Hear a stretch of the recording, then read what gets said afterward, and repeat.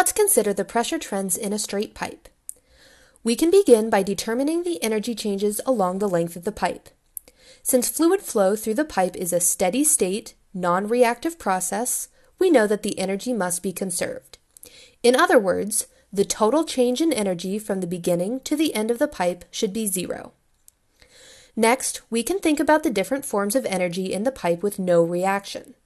We have kinetic energy, resulting from fluid flow, potential energy, resulting from changes in height, flow work, resulting from the pressure of the fluid and its ability to do work, and frictional energy changes due to the contact of the fluid with the pipe wall.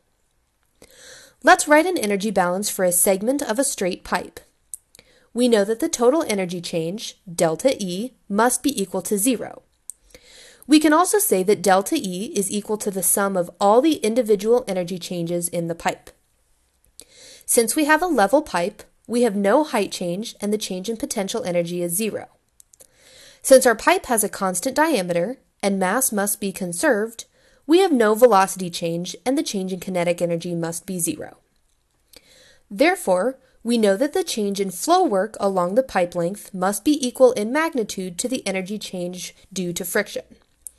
The terms must have opposite signs so that the total energy change is equal to zero. Using this information, let's consider how the pressure changes from the beginning to the end of the pipe. We can express the change in flow work per unit mass as a change in fluid pressure divided by the fluid density.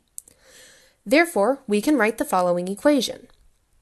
Frictional losses in a pipe are always positive, so the flow work term must be negative.